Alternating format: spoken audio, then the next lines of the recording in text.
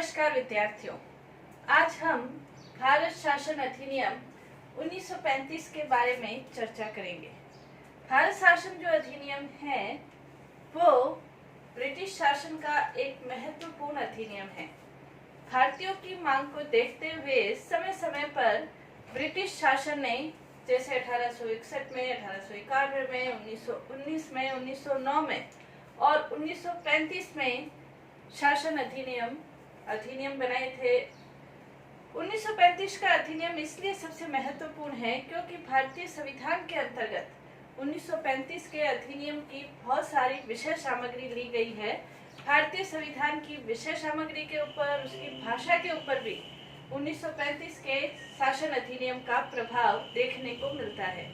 1935 का भारत शासन अधिनियम हालांकि अनेक मांगों को लेकर इसको बनाया गया था, जैसे नेहरू रिपोर्ट है, जिन्ना रिपोर्ट है, साइमन कमीशन है, संयुक्त प्रवर समितियां हैं, गोलमेज सम्मेलन जो हुए थे, 3 गोलमेज सम्मेलन, उन सब का संयुक्त रूप से अध्ययन करते हुए 1935 के भारत शासन अधिनियम को बनाया गया था।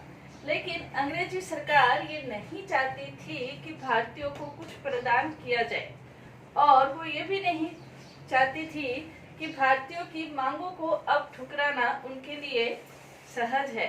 इसलिए देना बहुत कुछ चाहते थे लेकिन देना चाहते भी नहीं थे और इसी सिलसिले में उन्होंने भारत शासन अधिनियम बनाया था।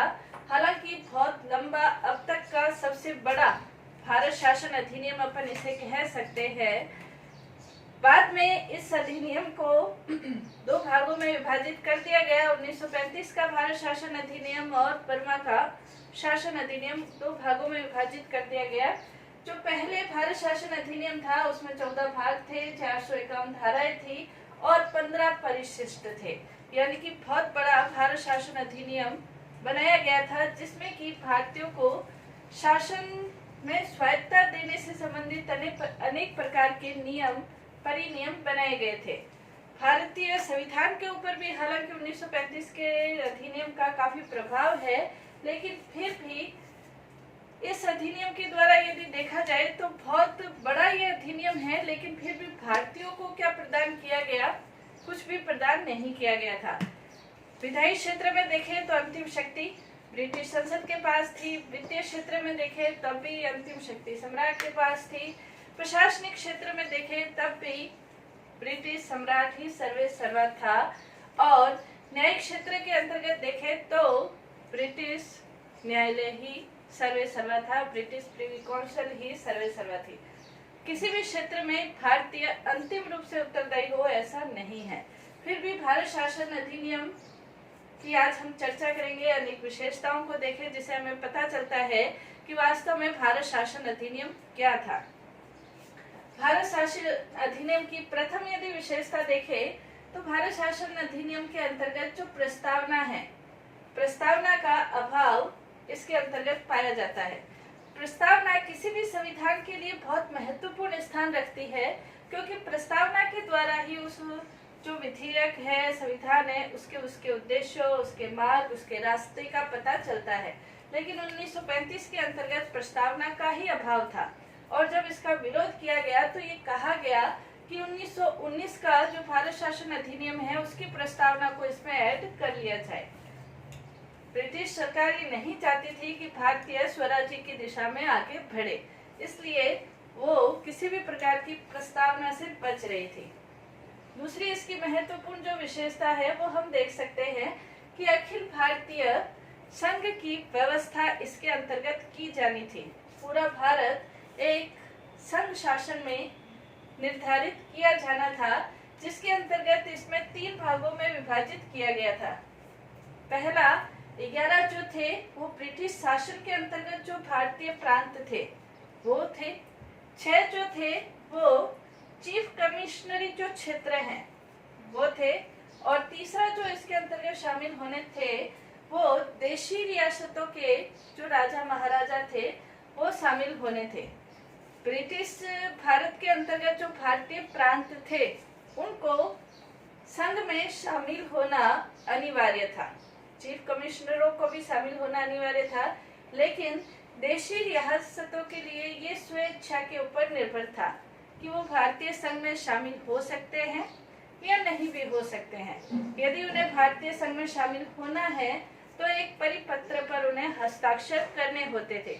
उस परिपत्र में ये था कि वो किन शक्तियों को छोड़ रहे हैं और किन शक्तियों को छोड़ नहीं रहे हैं, और ब्रिटिश शासन की कौन सी शर्तों का पालन कर रहे हैं, नहीं कर रहे हैं।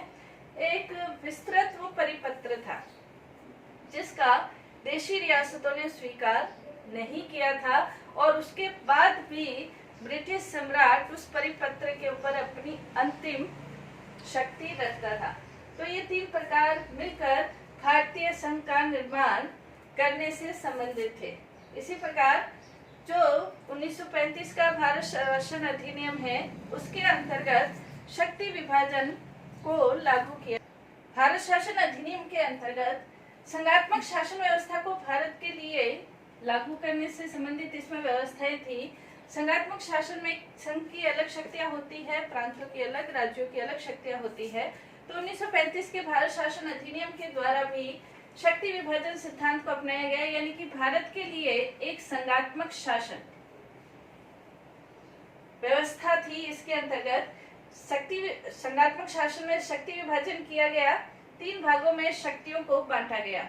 संघीय सूची जिसमें 59 विषय थे, प्रांतीय सूची जिसमें 54 विषय थे, और जो तीसरी सूची थी समवर्ती सूची, उसमें 36 विषय थे।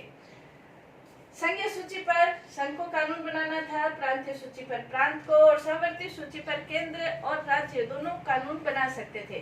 प्रांतीय संघ सूची के अंतर्गत यदि हम देखें तो महत्वपूर्ण विषय थे, जैसे स्थल, जल, नभ सेना से संबंधित विषय हो गए, विदेश से संबंधित विषय हो गए, प्रतिरक्षा से संबंधित विषय हो गए, डाक तार से संबंधित विषय हो गए, बैंक से संबंधित, मुद्रा से संबंधित विषय हो गए। और जो प्रांतीय विषय थे उसके अंतर्गत प्रांतीय शासन से संबंधित, जिसमें प्रांतीय स्वशासन से संबंधित विषय, इसके अलावा प्रांतीय लोक सेवा आयोग से संबंधित विषय अपन कह सकते हैं। इसके अलावा कृषि है, जंगल है, नहरें हैं, स्थानीय स्वशासन है, इससे संबंधित विषय प्रांतीय विषयों के अंतर्गत रखे गए। समवर्ती सूची में जिसमें केंद्र और प्रांत दोनों ही कानून बना सकते थे, जिसके अंतर्गत विधि है, इसके अंतर्गत जैसे उत्तराधिकार है, दत्तक है, या अपन कह सकते हैं शांति से संबंधित विषय है। इससे संबंधित जो विषय है ये समवर्ती सूची में रखे गए। इस पर यदि दोनों के बीच विवाद की स्थिति उत्पन्न होती थी तो केंद्र का कानून मान्य था। इनके अलावा भी कुछ और भी विषय हो सकते हैं जिनका उल्लेख इसके अंतर्गत नहीं किया गया, तो उन्हें अवशिष्ट विषय कहा गया।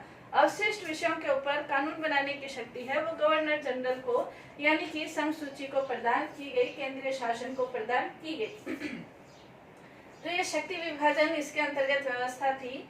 नेक्स्ट इसकी विशेषता 1935 के शासन अधिनियम की केंद्र में द्वैत शासन को लागू किया गया।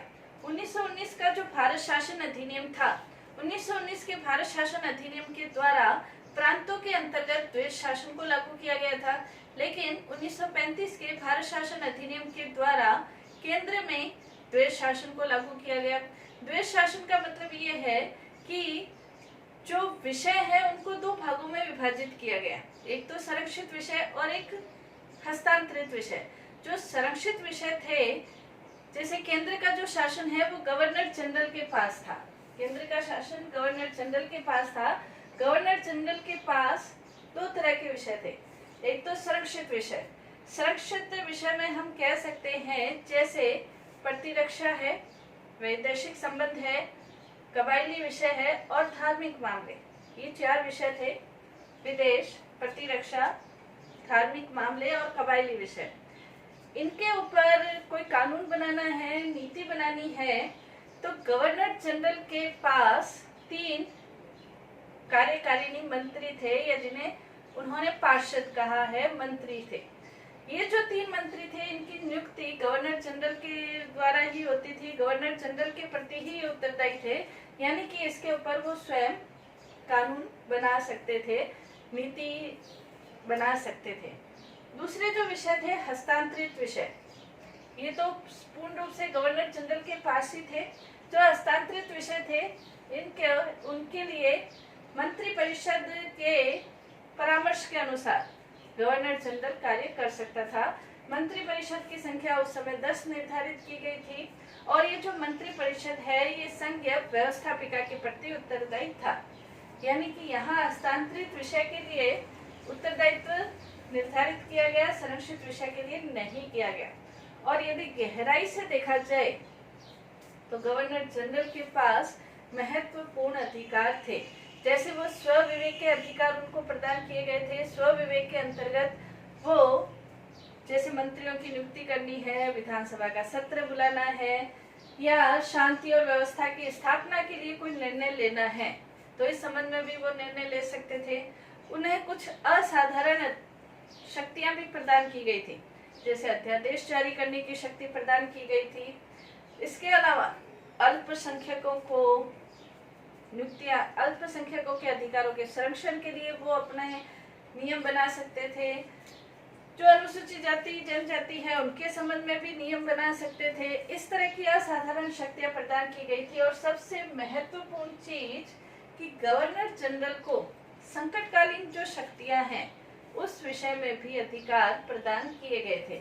संकटकालीन शक्तियों का मतलब यह है कि यदि आंतरिक विद्रोह की स्थिति उत्पन्न होती है, युद्ध की स्थिति उत्पन्न होती है या प्रांतियों का शासन, प्रांत का शासन संविधान के अनुसार नहीं चल रहा है, तब गवर्नर जनरल को संकटकालीन शक्तियां भी प्रदान की गई थी।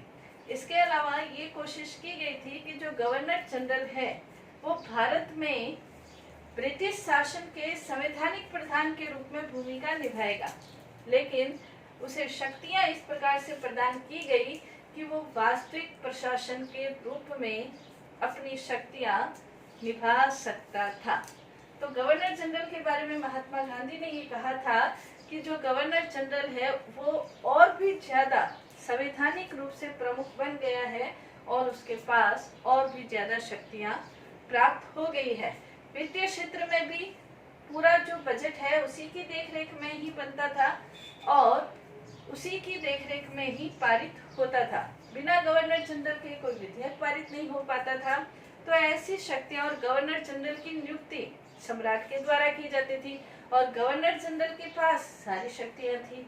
तो इस प्रकार से द्वैध शासन जिसका विरोध प्रांतों में किया गया था उसको केंद्र में लागू कर दिया गया था। संघीय व्यवस्थापिका की जो स्थिति थी, संघीय व्यवस्थापिका को दो भागों में विभाजित किया गया, यानी कि दो सदनीय बनाया गया। जो उच्च सदन था उसे राज्य परिषद कहा गया और जो निम्न सदन है उसे संघीय सभा कहा गया। राज्य परिषद प्रांतों के सदस्य होते थे कुछ और कुछ देशी रियासतों के, यानी कि उसमें विभाजन किया गया था कि 156 प्रांतों से, जिसमें 6 जो है वो गवर्नर के द्वारा मनोनीत होते थे, गवर्नर जनरल के द्वारा मनोनीत होते थे। तो 150 + 6 और 104 जो थे वो देशी रियासतों से संबंधित थे। संघीय सभा के अंतर्गत 375 सदस्य संख्या निर्धारित की गई थी। 375 जो सदस्य संख्या निर्धारित थी उसमें 250 राज्यों से थे और 125 देशी रियासतों से थे। तो इस प्रकार से ये संघीय व्यवस्थापिका का व्यवस्था की गई थी। संघीय व्यवस्थापिका के अंतर्गत संसदात्मक शासन प्रणाली को ही लागू किया गया था, जिसमें जो कार्यपालिका है वो निम्न सदन के प्रति उत्तरदायी थी। जैसे संसदात्मक शासन में होता है, कार्यपालिका निम्न सदन के प्रति उत्तरदायी थी, यानी संघीय सभा के प्रति उत्तरदायी थी। वो उससे प्रश्न पूछ सकते थे, पूरक प्रश्न पूछ सकते थे और अविश्वास प्रस्ताव पारित करके उनके पद से हटाया भी जा सकता था। लेकिन गवर्नर जनरल जो व्यवस्थापिका जो भी विधेयक पारित करती उसके लिए गवर्नर जनरल की स्वीकृति आवश्यक थी।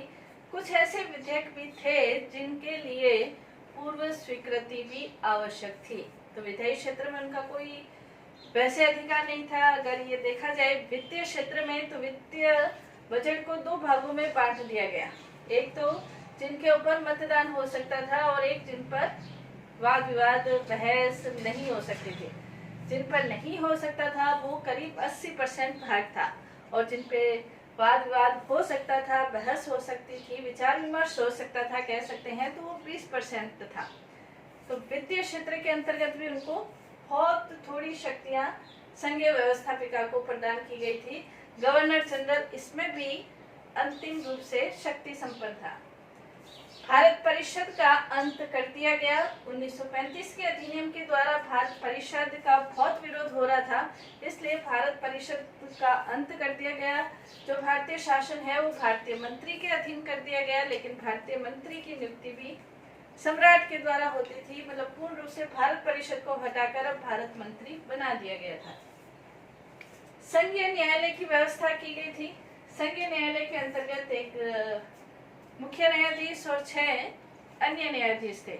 मुख्य न्यायाधीश को कई प्रकार जो न्यायालय है उनकी नियुक्ति गवर्नर जनरल के द्वारा होती थी, और जो न्यायालय है उन्हें मौलिक अधिकार, परामर्शदात्री अधिकार प्रदान थे, क्षेत्राधिकार प्रदान थे, और संघीय जो न्यायालय है 65 वर्ष की आयु तक न्यायाधीश अपने पद पर रहते थे। कदाचार के आधार पर उनको हटाया जा सकता था, इस प्रकार की व्यवस्था थी। लेकिन संघीय न्यायालय भी अंतिम न्यायालय नहीं था। जो ब्रिटिश संसद की प्रिवी काउंसिल थी वो अंतिम न्यायालय के रूप में कार्य करती थी, यानी कि अंतिम न्यायालय नहीं था। संघात्मक शासन व्यवस्था को 1935 में लागू किया गया था। तो ये केंद्रीय शासन, फिर प्रांतीय स्वायत्तता की इसके अंतर्गत व्यवस्था की गई थी कि प्रांतों को स्वायत्त शासन के अंतर्गत शामिल किया जाए, प्रांतों को स्वायत्तता प्रदान की जाए। तो प्रांत के क्षेत्र के अंतर्गत भी 1935 के अधिनियम के द्वारा प्रांतों के लिए भी स्वायत्तता की व्यवस्था की गई थी। प्रांतों का जो शासन है वो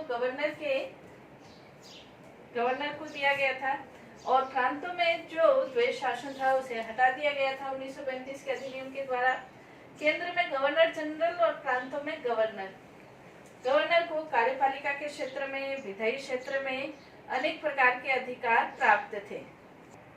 प्रांतीय क्षेत्र के अंतर्गत यदि हम देखें तो गवर्नर को कार्यपालिका क्षेत्र में, विधायी क्षेत्र में, वित्तीय क्षेत्र में अनेक प्रकार की शक्तियां थी। गवर्नर कार्यपालिका क्षेत्र में मंत्रियों की नियुक्ति कर सकता था, उनके विभागों का वितरण कर सकता था। विधायी क्षेत्र में यदि देखें तो यदि व्यवस्थापिका कोई कानून बनाती तो उसके लिए वो उसे निषेधाधिकार का प्रयोग कर सकता था, उसे स्वीकृति के लिए रख सकता था, उसे वापस लौटा सकता था। इसी प्रकार वित्तीय क्षेत्र में बिना उसकी अनुमति के बजट तैयार नहीं हो सकता था। प्रांतीय ये कार्यपालिका का हुआ। जो व्यवस्थापिका है वो द्विसदनीय व्यवस्थापिका, प्रत्येक प्रांत के लिए अपनी एक व्यवस्थापिका थी। 6 ऐसे प्रांत थे जिन्हें द्विसदनीय व्यवस्थापिका के रूप में निर्धारित किया गया, जैसे बंगाल है, मुंबई है, मद्रास है, बिहार है, संयुक्त प्रांत है और असम। यहाँ पर व्यवस्थापिका 2 सदनीय थी, यानी कि विधानसभा भी थी और विधान परिषद भी थी। व्यवस्थापिका या विधानमंडल को जो शक्तियां थी, विधानमंडल संसदात्मक शासन व्यवस्था के अंतर्गत कार्यपालिका व्यवस्थापिका के प्रति उत्तरदायी थी, प्रश्न पूछ सकते थे, काम रोको प्रस्ताव, निंदा प्रस्ताव, पूरक प्रस्ताव ये प्रस्तावित कर सकते थे, नियंत्रण रख सकते थे। और जो प्रांतीय सूची है उसके ऊपर प्रांतीय व्यवस्थापिका को कानून बनाने का अधिकार था। इसके अलावा संवर्ती सूची के ऊपर भी कानून बनाने का अधिकार प्राप्त था। बजट के ऊपर वो विचार विमर्श कर सकते थे। तो इस प्रकार की स्थिति थी। लेकिन यदि वास्तविक रूप में देखा जाए तो क्या प्रांतों को स्वायत्तता प्राप्त थी? तो इसके अंतर्गत गवर्नर जनरल किसी भी प्रांत में शांति और व्यवस्था के रूप में निर्देश दे सकता था।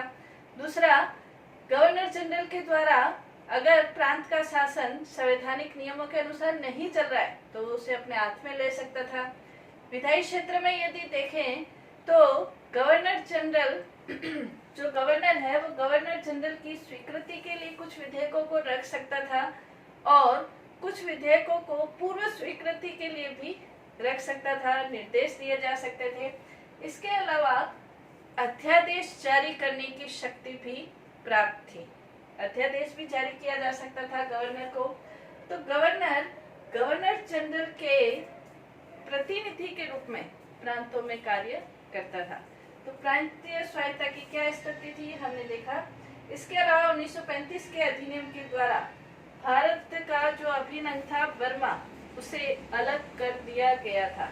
यानी कि बर्मा बहुत उपजाऊ एक राज्य था, उसे 1935 के अधिनियम के द्वारा अलग कर दिया गया था। जो अदन है उसको औपनिवेशिक स्वराज्य के अंतर्गत ब्रिटिश सरकार ने ले लिया था, और जो बरार है उसके ऊपर हैदराबाद के जो निजाम है उसकी सत्ता को स्वीकार कर लिया गया था। 1935 के अधिनियम की एक और महत्वपूर्ण विशेषता, सांप्रदायिक निर्वाचन प्रणाली को खत्म नहीं किया गया बल्कि उसका और ज्यादा विस्तार कर दिया गया। अब ये यूरोपियन जो लोग हैं, जो एंग्लो इंडियन हैं, जो भारतीय ईसाई है, इसके अलावा जो हरिजन है, उन तक इसका विस्तार कर दिया गया। इसके अलावा संघीय विधानमंडल में दोनों सदनों में मुसलमानों के लिए 1/3 आरक्षण की व्यवस्था भी की गई थी, क्योंकि ब्रिटिश सरकार ये नहीं चाहती थी कि भारतीय शांतिपूर्वक अपनी शासन व्यवस्था को संचालित कर सके। इसलिए सांप्रदायिक को और ज्यादा, जिसका विरोध हो रहा था उसको और ज्यादा विस्तृत कर दिया गया था। 1935 के अधिनियम के द्वारा जो मत देने की योग्यता है उसको बढ़ा दिया गया, वयस्क मताधिकार नहीं किया गया, लेकिन 13% जनता को मत देने की योग्यता प्रदान की गई। 1935 के ही भारत शासन अधिनियम के द्वारा भारतीय रिजर्व बैंक की स्थापना की गई थी। 1935 के अधिनियम के द्वारा रिजर्व बैंक की स्थापना की गई थी। संघ लोक सेवा आयोग की स्थापना, संघ लोक सेवा आयोग है उसकी स्थापना भी की गई थी। संघ लोक सेवा आयोग के द्वारा भारतीय शासन के संघ लोक सेवा आयोग के द्वारा जो सर्विस है उसके लिए व्यवस्थाएं की गई थी, लेकिन संघ लोक सेवा आयोग भी पूर्ण रूप से गवर्नर जनरल के अधीन ही था। तो ये जो अधिनियम था इसमें देने की बहुत कुछ कोशिश की गई, लेकिन दिया कुछ भी नहीं गया, इसीलिए इसकी चारों तरफ आलोचना की गई थी। जैसे जवाहरलाल नेहरू ने इसके लिए कहा था कि ये दास्ता का घोषणा पत्र है। इसी प्रकार राजगोपालाचारी ने ये कहा था कि ये तो द्वैध शासन से भी बुरा है। मोहम्मद अली जिन्ना है, उन्होंने भी पूर्ण रूप से इसका विरोध किया था और ये कहा था कि 1935 की जो योजना है वो पूर्ण रूप से सड़ी हुई है, मौलिक रूप से खराब है और अस्वीकृति के योग्य है। राजगोपालाचार्य है उसने भी ये कहा था कि ये बहुत बुरा संविधान है। तो कहने का मतलब ये केटी शाह है, उन्होंने ये कहा था कि जो प्रांतीय स्वायत्ता की देने की जो व्यवस्था है, ये प्रांतीय स्वायत्ता भूत की छाया की तरह है, मतलब कुछ भी दिया नहीं गया है। इसलिए चारों ओर 1935 के अधिनियम का आलोचना की गई थी। तो 1935 का भारत शासन अधिनियम की ये विशेषता है।